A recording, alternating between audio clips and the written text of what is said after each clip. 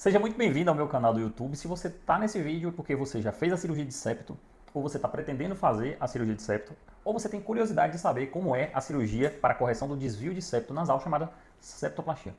Como é esse pós-operatório, doutor? Tem muita dor? Então, muito importante você falar do seguinte.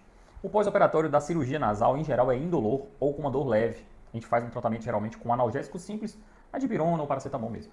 O paciente, no pós-operatório, fica com o nariz muito entupido. Então, se você está aí no pós-operatório de septoplastia, provavelmente deve estar com o seu nariz bem entupido nos primeiros 7 dias. Tá? Por que isso acontece, doutor?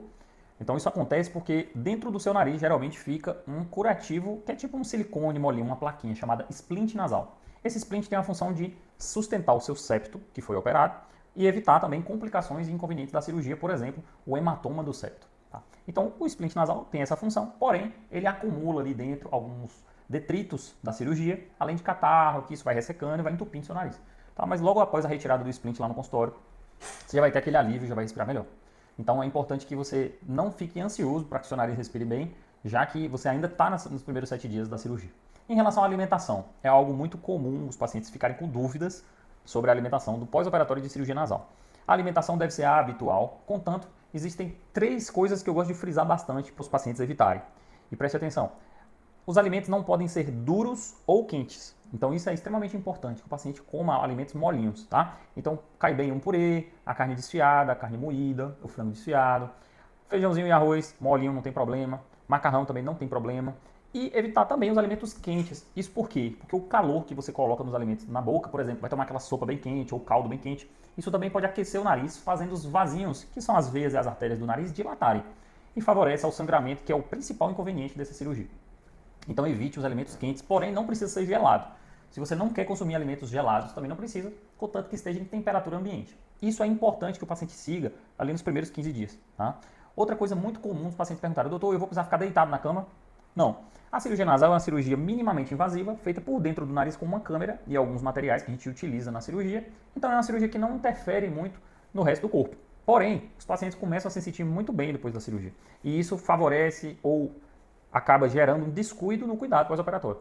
Então os pacientes fazem esforços, pegam peso, abaixam muito a cabeça e essas coisas estão contraindicadas, tá? Não pode fazer esforço, não pode pegar peso, não pode abaixar a cabeça. Além disso, não pode tomar banho de sol, não pode tomar banho de piscina, não pode ficar muito tempo embaixo do chuveiro quente. Tudo isso é visando que evitar os esforços para que não faça sangramento e evitar o calor para que também não ocorra o sangramento, que é o principal inconveniente da cirurgia, como eu havia falado. Até aí tudo bem. Então, em relação à questão de voltar ao trabalho. Se o trabalho for em um ambiente fechado, sem esforços, por exemplo, trabalho em escritório, consultório, ambientes que sejam sentados em mesa, repartições públicas, banco, esse retorno às atividades pode acontecer nos primeiros 10 dias. Tá? Então, após 10 dias, volta às atividades. Se forem atividades que demandam esforços, por exemplo, você trabalha pegando peso, subindo escadas, né, trabalha praticando alguma atividade física, é um atleta, geralmente 20 dias após a cirurgia. E para retorno às atividades físicas, de fato, eu recomendo geralmente 30 dias pós-operatório. Então, nada de pegar peso, ir para academia, fazer crossfit. Isso aí está contraindicado porque fazer esforço aumenta a frequência cardíaca, aumenta a pressão sanguínea e faz sangrar. Os sangramentos, que são os principais inconvenientes do pós-operatório, podem ser de vários tipos. Podem ser os pequenos sangramentos, que a gente fica atento.